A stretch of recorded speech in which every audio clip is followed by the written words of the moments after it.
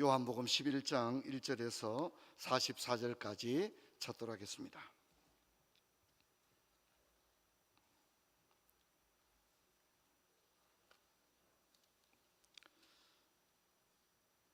본문이 굉장히 깁니다. 여러분께서 잘 따라오시면 좋겠습니다. 요한복음 11장 1절로 44절까지 제가 읽겠습니다. 어떤 병자가 있는데 이는 마리아와 그의 아내 마르다의 마을 베다니에 사는 나사로라. 이 마리아는 향유를 주께 붓고 머리털로 주의 발을 닦던 자요, 병든 나사로는 그의 오라비더라. 이에 그 누이들이 예수께 사람을 보내어 이르되 주여 보시옵소서, 사랑하는 자가 병들었나이다 하니 예수께서 들으시고 이르시되 이 병은 죽을 병이 아니라 하나님의 영광을 위함이요 하나님의 아들이 이로 말미암아 영광을 받게 하려 함이라 하시더라. 예수께서 본래 마르다와 그 동생 나사로를 사랑하시더니 나사로가 병들었다 함을 보시고 그 계시던 곳에 이틀을 더 유하시고 그 후에 제자들에게 이르시되 유대로 다시 가자 하시니 제자들이 말하되 랍비여, 방금도 유대인들이 돌로 치려 하였는데 또 그리로 가시려 하나이까? 예수께서 대답하시되 낮이 12시간이 아니냐? 사람이 낮에 다니면 이 세상의 빛을 보므로 실족하지 아니하고 밤에 다니면 빛이 그 사람 안에 없는 고로 실족하느니라. 이 말씀하신 후에 또 이르시되 우리 친구 나사로가 잠들었도다. 그러나 내가 깨우러 가노라. 제자들이 이르되 주여 잠들었으면 낫겠나이다 하더라. 예수는 그의 죽음을 가리켜 말씀하신 것이나 그들은 잠들어 쉬는 것을 가리켜 말씀하신 줄 생각하는지라. 이에 예수께서 밝히 이르시되 나사로가 죽었느니라. 내가 거기 있지 아니한 것을 너희를 위하여 기뻐하노니 이는 너희를 믿게 하려 함이라. 그러나 그에게로 가자 하시니 디두모라 하는 도마가 다른 제자들에게 말하되 우리도 주와 함께 죽으러 가자 하니라. 예수께서 와서 보시니 나사로가 무덤에 있은지 이미 나으리라. 베다니는 예루살렘에서 가깝기가 한 오리쯤 되매 많은 유대인이 마르다와 마리아에게 그 오라비 일로 위문하러 왔더니 마르다는 예수 오신다는 말을 듣고 곧 나가 맞이하되 마리아는 집에 앉았더라. 마르다가 예수께 여짜오되 주께서 여기 계셨더라면 내 오라버니가 죽지 아니하였겠나이다. 그러나 나는 이제라도 주께서 무엇이든지 하나님께 구하시는 것을 하나님이 주실 줄을 아나이다. 예수께서 이르시되 내 오라비가 다시 살아나리라. 마르다가 이르되 마지막 날 부활 때에는 내가 다시 살아날 줄을 내가 아나이다. 예수께서 이르시되 나는 부활이요 생명이니 나를 믿는 자는 죽어도 살겠고 무릇 살아서 나를 믿는 자는 영원히 죽지 아니하리니 이것을 내가 믿느냐? 이르되 주여 그러하외다. 주는 그리스도시요 세상에 오시는 하나님의 아들이신 줄 내가 믿나이다. 이 말을 하고 돌아가서 가만히 그 자매 마리아를 불러 말하되 선생님이 오셔서 너를 부르신다 하니 마리아가 이 말을 듣고 급히 일어나 예수께 나아가매 예수는 아직 마을로 들어오지 아니하고 마르다는 맞이했던 곳에 그대로 서 계시더라. 마리아와 함께 집에 있어 위로하던 유대인들이 그가 급히 일어나 나가는 것을 보고 고카르 무덤에 가는 줄로 생각하고 따라가더니 마리아가 예수 계신 곳에 가서 배엎고 그 발 아래 엎드려 이르되 주께서 여기 계셨더라면 내 오라버니가 죽지 아니하였겠나이다 하더라. 예수께서 그가 우는 것과 또 함께 온 유대인이 우는 것을 보시고 심령의 비통이 여기시고 불쌍히 여기사 이르되 그를 어디 두었느냐? 이르되 주여 와서 보옵소서 하니 예수께서 눈물을 흘리시더라. 이 유대인들이 말하되 보라 그를 얼마나 사랑하셨는가 하며 그 중에 어떤 이는 말하되 맹인의 눈을 뜨게 한 이 사람이 그 사람을 죽지 않게 할 수는 없었더냐 하더라. 이 예수께서 다시 속으로 비통히 여기시며 무덤에 가시니 무덤이 굴이라 돌로 막았거늘. 39절부터는 우리 같이 읽겠습니다. 예수께서 이르시되 돌을 옮겨 놓으라 하시니 그 죽은 자의 누이 마리다가 이르되 주여 죽은 지가 나흘이 되었음에 벌써 냄새가 나나이다. 예수께서 이르시되 내 말이 내가 믿으면 하나님의 영광을 보리라 하지 아니하였느냐 하시니 돌을 옮겨 놓으니 예수께서 눈을 들어 우러러 보시고 이르시되 아버지여 내 말을 들으신 것을 감사하나이다. 항상 내 말을 들으시는 줄을 내가 알았나이다. 그러나 이 말씀을 하오는 것은 둘러쓴 무리를 위함이니 곧 아버지께서 나를 보내신 것을 그들로 믿게 하려 함이니이다. 이 말씀을 하시고 큰 소리로 나사로야 나오라 부르시니 죽은 자가 수족을 베인 동인체로 나오는데 그 얼굴은 수건을 쌓였더라. 예수께서 이르시되 풀어놓아 다니게 하라 하시니라. 아멘.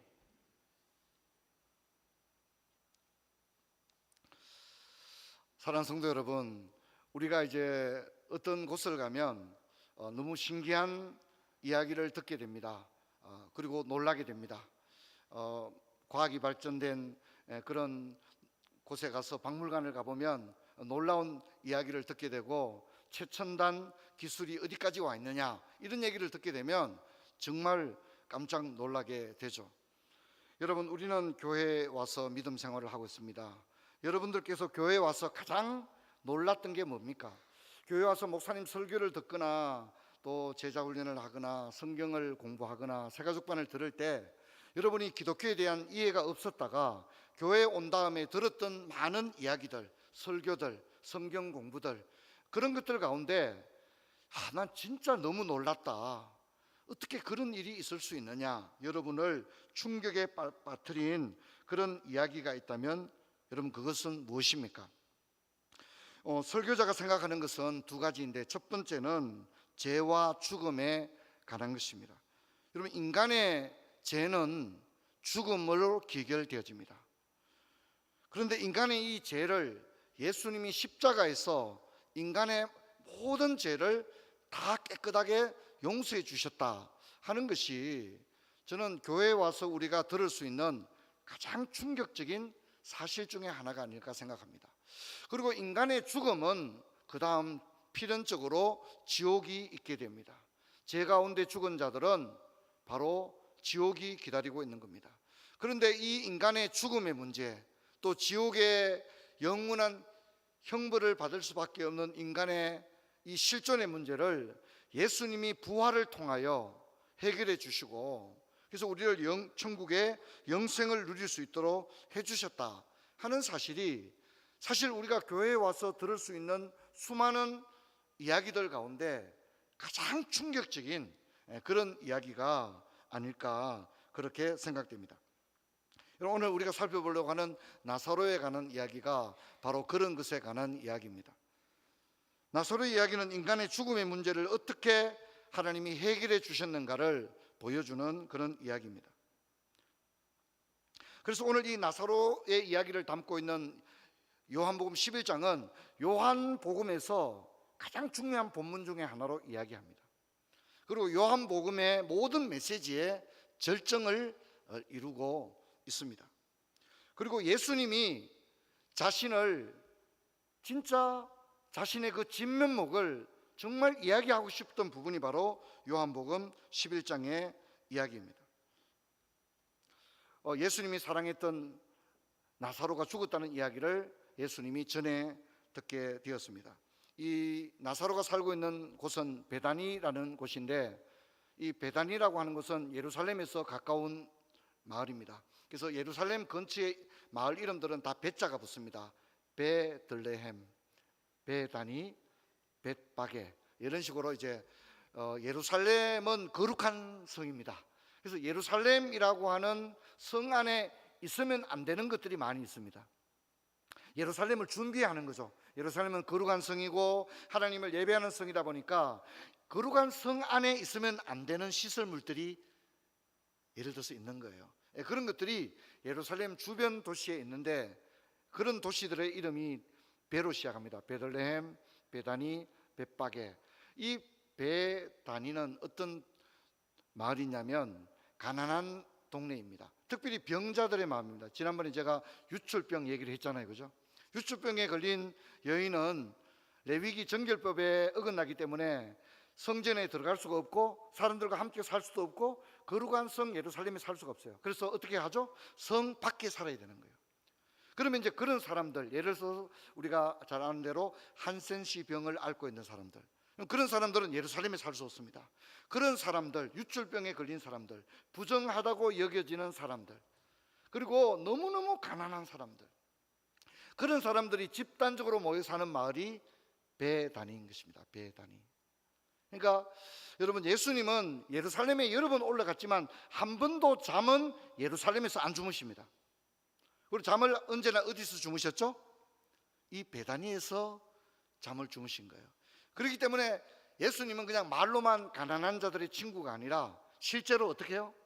당시에 가장 버림받고 천대받고 사람들이 어울리려고 하지 않는 그런 사람들이 집단적으로 살고 있는 그런 베다니에서 늘 잠을 주무시고 또 그 사람들의 친구가 되었습니다. 그 가운데 바로 나사로가 있는 것입니다. 자, 그런데 여러분, 예수님은 지금 요단 건너편에 있는데 공교롭게도 이 베단이라는 도시가 두 군데 다 있습니다.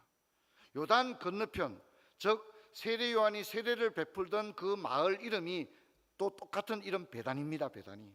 그래서 그 베다니는 요단 건너편 베다니. 지금 예수님이 거기서 나사로가 죽었다는 얘기를 들은 거예요. 그리고 나사로는 어디서 죽은 거죠? 예루살렘 근처에 있는 그 가난한 자들의 마을 베다니에서 나사로가 죽은, 공교롭게도 그 이름이 똑같은 베다니라는 곳입니다. 여러분, 예수님께서 지난번에는 사마리아를 유대인들이 가지 않는데 지나가셨다 그랬잖아요, 그죠? 그런데 이제 다시 베다니로 올라가려고 합니다. 왜냐하면 친구가 죽었으니까 올라가려고 합니다. 그래서 제자들이 뭐라고 합니까? 만류합니다. 올라가지 마십시오. 왜 올라가지 말라 합니까? 유대인들이 지금 예수님을 죽이려고 하거든요.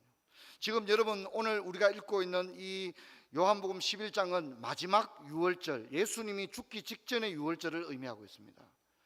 그래서 제자들이 올라가면 유대인들이 그냥 안 둘 것 같거든요, 예수님. 그래서 올라가지 말라고 하는데 예수님은 제자들과 함께 올라가시게 되어집니다. 자, 그런데 우리가 주목해야 될 것은 예수님이 죽었다는 얘기를 듣고 즉시 올라간 게 아닙니다. 여러분, 성경 볼까요? 11장 6절 보면 나사로가 병들었다 함을 들으시고 그 계시던 곳에 뭐라고 합니까? 이틀을 더 계셨다 그랬습니다. 바로 안 올라가시고, 죽었다는 얘기를 듣고 바로 장례식장으로 안 가시고 이틀을 더 있다가 가시게 되었다는 것입니다. 지체하신 것입니다. 그리고 도착했을 때 이미 뭡니까? 죽은 지 나흘이 되었습니다. 나흘. 죽은 지 나흘이 되었습니다. 여러분, 왜 예수님이 지체했을까요? 그것을 우리가 이렇게 이해할 수 있습니다. 유대인들은 사람이 죽으면 3일 동안은 영혼이 육체 근처에 있다고 생각을 했습니다. 근데 나흘이 되면 이제 영혼이 완전히 육체를 떠나버린 상태, 완전한 죽음의 상태. 무슨 얘기죠? 죽음으로부터 회복이 불가능한 상태.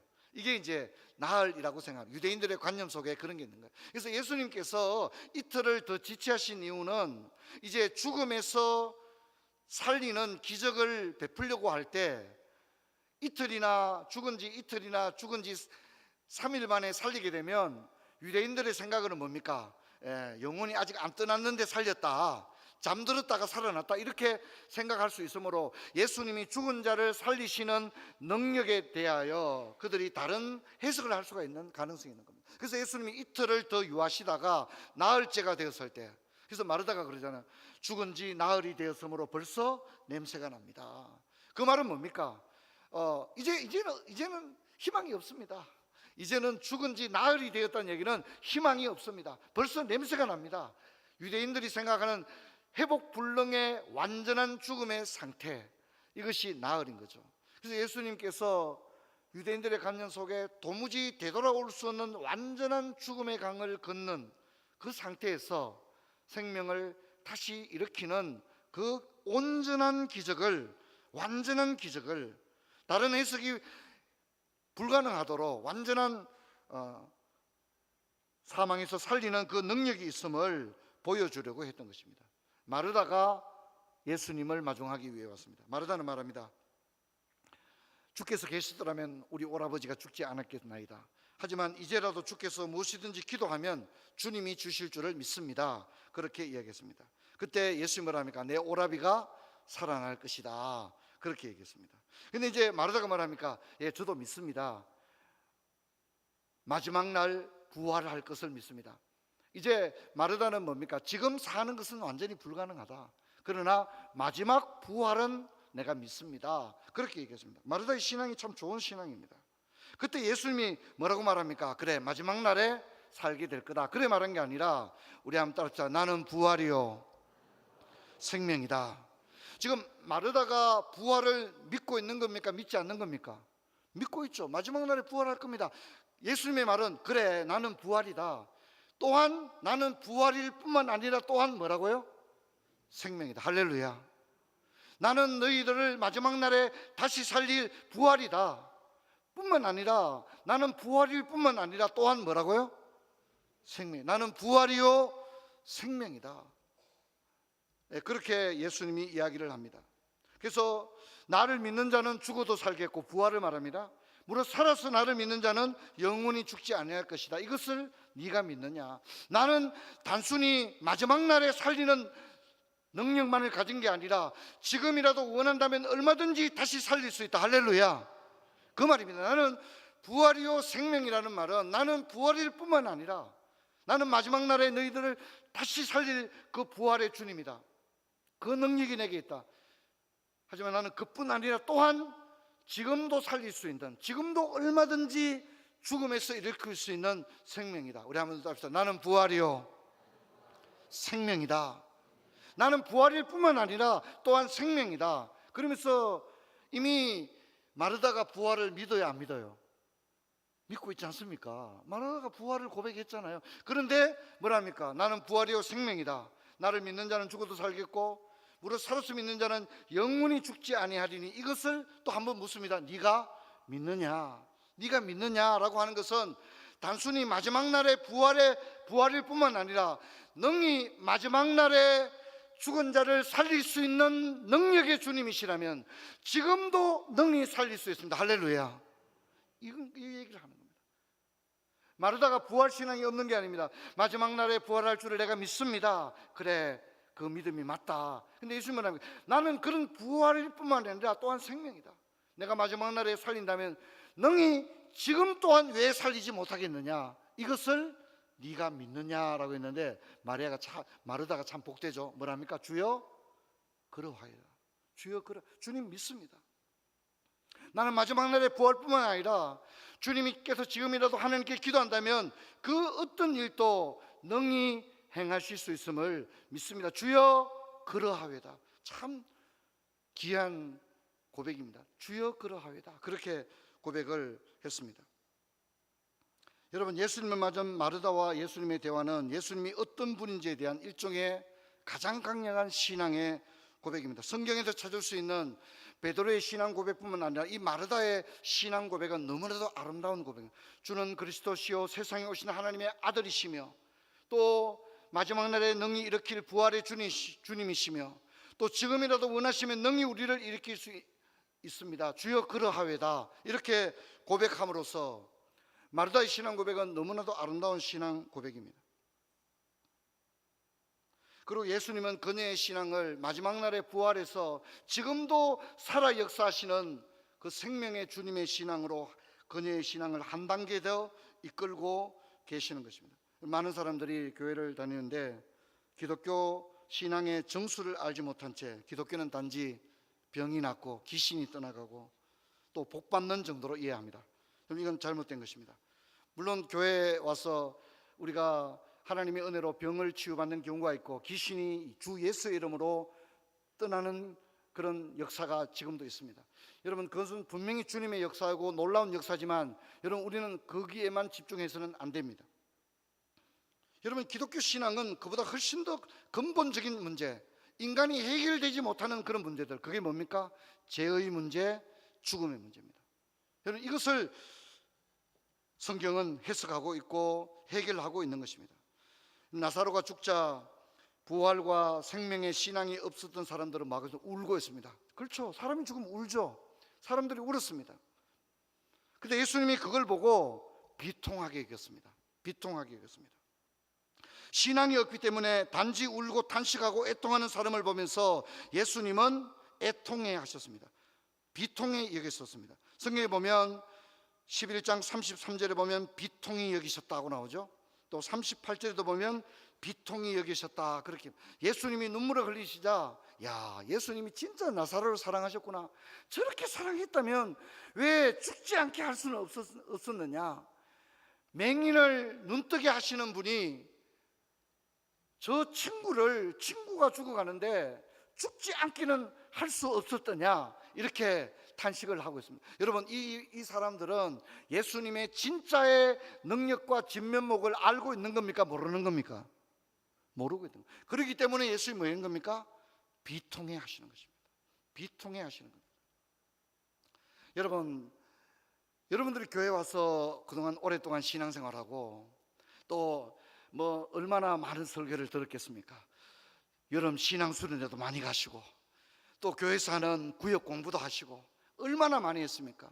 근데 여러분이 그토록 오랫동안 신앙생활하고 또 성경도 나름대로 공부했음에도 불구하고 오늘 이 유대인들처럼 맹인을 고친 분이 죽지 않기는 할 수 없더냐? 저렇게 사랑하는데 왜 친구가 죽도록 내버려 뒀느냐?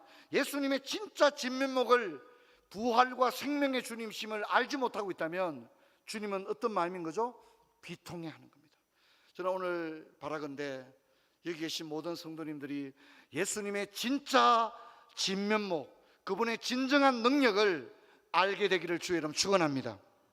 이게 굉장히 중요합니다.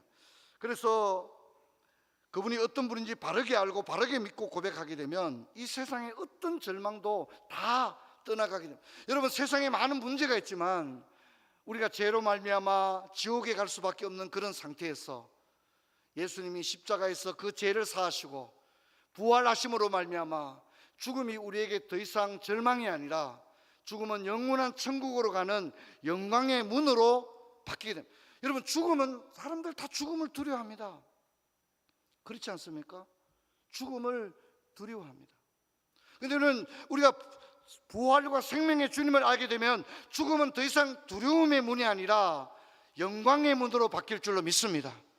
죽음의 문 넘어 내세에 대한 불확실성이 있으니까 죽음을 두려워합니다. 죽으면 어떻게 되나 확신이 없으니까 죽는 걸 두려워합니다. 죽는 걸 두려워합니다. 부모님이 죽는 걸 두려워합니다. 배우자가 죽는 걸 두려워합니다. 사람이 죽는 걸 두려워합니다. 자기가 죽는 것도 두렵습니다. 왜냐하면 죽음의 문 너머에 뭐가 있는지를 분명한 확신이 없기 때문에 두려운 것입니다. 하지만 우리가 부활과 생명의 주님을 진실로 믿게 되면 여러분, 우리 모두에게 죽음이 기다리고 있는데 누구나 다 그 문을 열고 나가야 되지 않습니까? 그렇지 않습니까? 그런데 우리가 분명한 부활과 생명의 신앙을 가지게 되면 죽음은 더 이상 두려움과 절망의 문이 아니라 영광의 문이 될 줄로 믿습니다. 할렐루야. 오늘 잘 안 부르는 찬송을 제가 불렀는데요, 여러분 이 찬양을 나중에 집에 가셔서 가사를 좀 보면 좋겠다 그렇게 생각합니다. 여기 보면 166장 4절을 보면 사망의 문을 잠그고 생명의 문을 여셨네. 할렐루야. 그렇게 얘기합니다. 사망의 문이 아니라 생명의 문으로 바뀌게 될 줄로 믿습니다. 할렐루야. 여러분, 이걸 분명히 아셔야 합니다. 교회를 그렇게 오래 다녔는데도 지금도 죽음이 두렵고, 아이고 죽으면 왜 되나, 아이고 죽으면 뭐 아무 소용 없는 거 아닌가. 그럼 그래야 되면 안 됩니다. 여러분, 우리 그리스도인들은요, 하나님을 알지 못하는 사람들이 죽음에 대하여 가지는 관념과 참 신자가 죽음에 대해서 가지는 관념은 완전히 달라야 됩니다. 사망의 문을 잠그고 생명의 문을 여셨네. 또 2절도 보면 사망의 나라 권세를 주께서 깨뜨리셨네. 그렇게 얘기합니다. 또 3절도 보면 슬프던 사흘이 지나고 주께서 살아나셨네. 1절 가서도 보면 싸움은 모두 끝나고, 할렐루야. 우리 거기다 합시다. 싸움은 모두 끝나고. 우리가 죽음과 싸워야 될 이유가 없어요. 왜냐하면 주님이 싸우셔서 죽음을 완전히 함락시킨 줄로 믿습니다. 우리가 더 이상 죽음과 싸우지 않아도 됩니다. 사망과 결투하지 않아도 됩니다. 예수님이 죽음을 완전히 무너뜨리셨고 그 결박을 푸셨기 때문에 싸움은 모두 끝나고 생명의 승리만이 남아있는 줄로 믿습니다. 교회를 다니면서 다른 건 제가 잘 몰라도 죽음에 대해서 불확실하거나 죽음에 대해서 모호한 생각을 가지고 있는 것은 제가 생각할 때는 담임 목사가 엄청 잘못한 거예요. 왜냐하면 제대로 가르치지를 못했기 때문에. 오늘 예수님이 나사로를 만나기 위해서 빨리 갈 수도 있는데 이틀이나 어떻게 해요? 더 유예했습니다. 그리고 유대인들이 생각하는 완전한 죽음, 돌아올 수 없는 완전한 죽음의 상태에서 능히 일으키는 그 주님을 보여줌으로써 그 사람들에게 참된 생명을 보여줘. 마르다와의 두 번째 대화를 보면 돌을 옮겨 놓으라. 주여 죽은 지 나으리라. 벌써 냄새가 납니다. 내가 믿으면 하나님의 영광을 보리라 아니하였느냐. 그랬을 때 순종하고 돌을 옮겨 놓습니다. 예수님 말한 거 나사로야 나오라. 나사로야 나오라. 여러분 이것은 세상에 어떤 누구도 이런 말을 할 수 없습니다. 죽은 자를 향해서 나오라니 뭐 어떻게 그런 얘기가 가능합니까? 불가능하지 않습니까? 우리 한번 따라해 봅시다. 나사로야 나오라. 주님만이 그렇게 말할 수. 왜냐하면 주님은 부활이요 또한 뭐죠? 생명이에요. 할렐루야. 마지막 날에 능히 살릴 뿐만 아니라 지금도 능히 살릴 수 있는 생명의 주관자이시기 때문에 나사로야 나오라. 예수님 외에 누가 그런 말 하면 빨리 정신병원에 가봐야 됩니다. 예수님은 그렇게 말할 수 있었습니다. 죽음을 향하여 명령할 수가 있었습니다. 죽음을 향하여 명령할 수 있다. 나사로는 죽었는데 나사로야 나오라고 명령한 겁니다.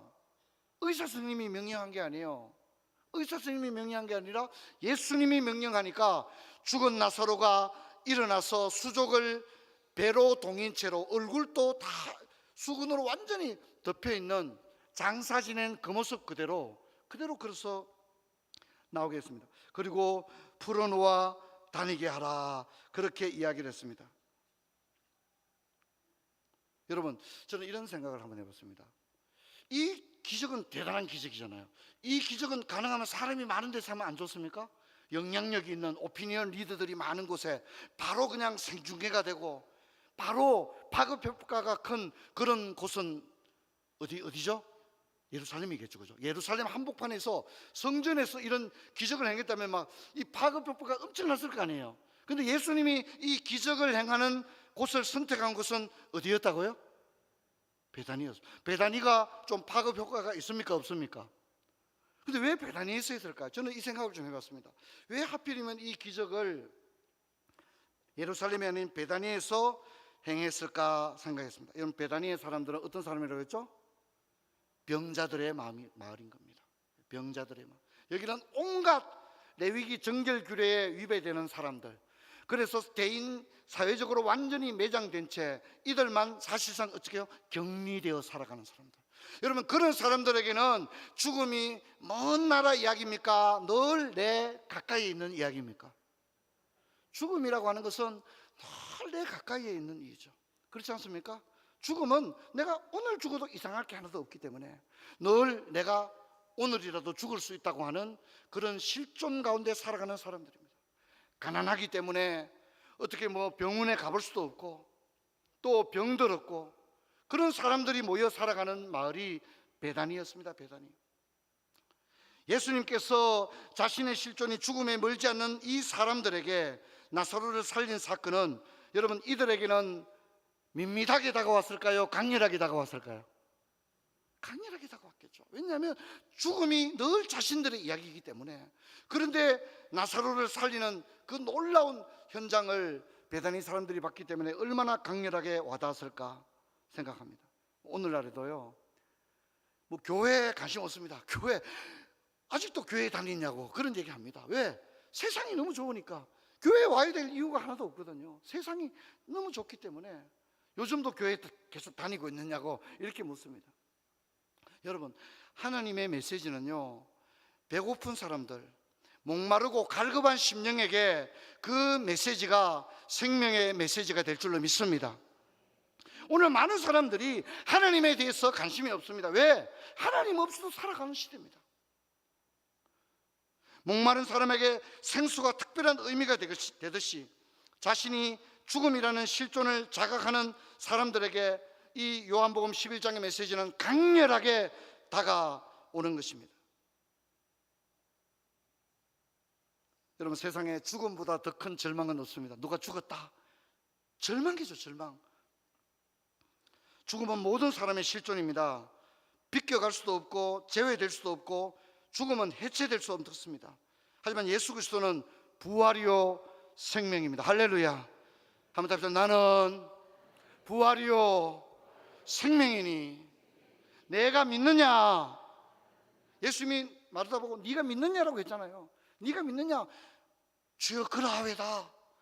그렇게 고백이, 마르다의 고백이 너무나도 아름다운 고백인 것입니다. 여러분, 우리가 죄 문제로부터 해결되어졌습니다. 예수의 십자가로 말미암아 그분이 십자가상에서 우리의 모든 죄를 깨끗하게 죄값을 대신 핏값으로 치러주었습니다. 그리고 우리가 있는 이 죽음의 문제를 그분이 사망과 싸워서 처음으로 닫혀있던 그 견고한 죽음의 문을 여셨습니다. 그리고 이제 더 이상 그 문은 죽음의 문이 아니라 생명의 문이 된 줄로 믿습니다. 할렐루야. 그 문을 열고 저 청소로 들어가는 거예요. 제가 아는 목사님이 어머니가 돌아가셨어요. 장례식을 마치고 페이스북에 저녁 때쯤에 목사님이 글을 올렸어요. 어머니, 지금쯤 저 황금문을 열고 아버지 집으로 들어가셨죠? 이렇게 이제 어머니에게 문안 인사를 하는 거죠. 장례식을 마치고 돌아와서 어머니, 지금쯤이면 어머니가 황금문을 여시고 아버지 계신 저 천성으로 지금쯤 들어가셨죠? 이렇게 페이스북에 어머니에게 남기는 글을 남겼더라고요. 사랑하는 성도 여러분, 교회 와서 그냥 뭐가 좋더라. 정말 좋은 게 뭡니까? 죄와 죽음의 문제를 해결하신 그리스도, 그분은 우리의 주님이신 줄로 믿습니다. 그리고 그 예수님을 주님으로 고백하는 자, 주 안에 있는 자들에게는 예수의 부활이 첫 부활의 그 열매가 우리에게도 적용되어 주 안에 있는 자들은 예수님이 열어놓은 그 문을 향하여 들어갈 수 있도록 주님이 길을 열어놓으신 줄로 믿습니다. 성도 여러분, 여러분 근심이 뭡니까? 자식 걱정, 질병에 관한 걱정, 온갖 걱정들이 얼마나 많이 있습니까?